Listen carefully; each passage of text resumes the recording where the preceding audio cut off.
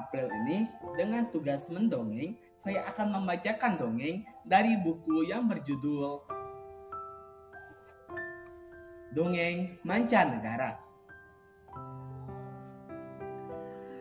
Buku ini disusun oleh Yudhistira dan diterbitkan oleh Bintang Indonesia. Buku ini berisikan 36 dongeng berbeda-beda dari berbagai daerah. Dan saya mengambil salah satu dari 36 dongeng tersebut untuk dibacakan kepada kalian semua. Dongeng yang saya ambil berjudul Semua Berubah Bentuk.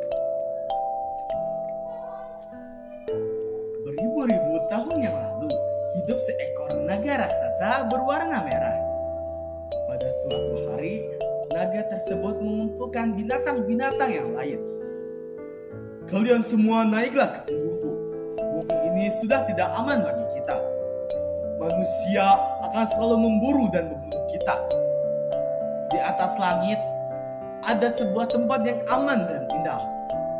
Aku akan membawa kalian terbang ke sana, ucap naga merah tersebut. Mendengar itu, para binatang cepat-cepat bergegas dan berdesakan untuk menaiki punggung naga.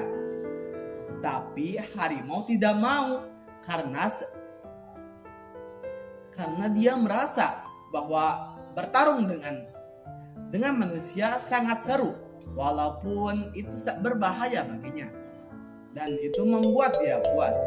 Sementara singa, dia tidak mau berdesakan dengan rakyatnya, karena sebagai raja dia tidak sudi berdesakan dengan rakyatnya. Itu membuat dia merasa hina. Naga pun tersadar bagaimana dia mengangkut semua hewan tersebut sekaligus. Turunlah sebagian. Aku tidak akan mampu mengangkut kalian semua. Nanti aku akan kembali untuk membawa yang turun sekarang. Mendengar itu, para hewan tidak mau turun. Mereka saling menyuruh hewan-hewan yang lain untuk menjauh, untuk turun dari punggung naga.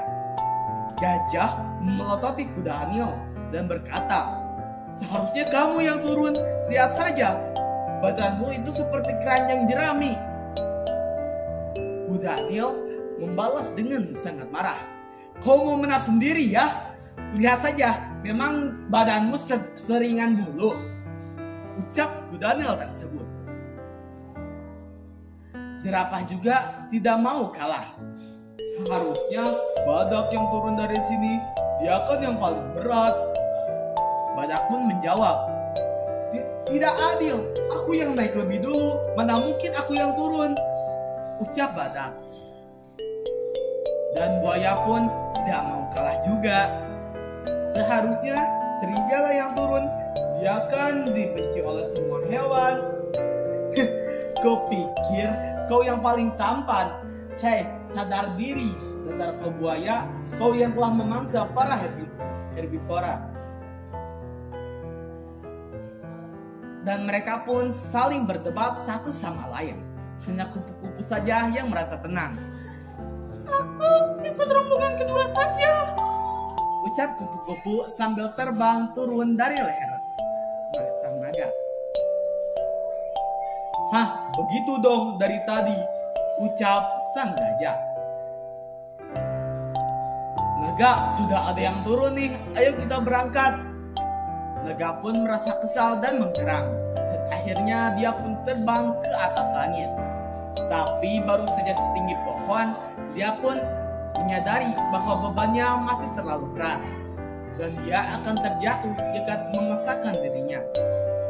Naga pun segera menggoyahkan punggungnya yang membuat semua hewan dari punggungnya terjatuh.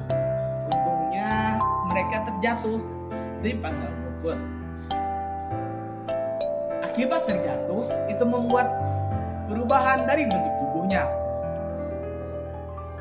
Sang gajah yang menarik nafas dalam-dalam dan menghembuskan dengan sangat keras. Itu membuat telinganya sangat panjang. Leher jerapah terikat di dua batang pohon, dan itu membuat lehernya panjang juga. Daniel terjatuh ke lumpur dan matanya ditutupi oleh lumpur yang membuat matanya menjadi sipit.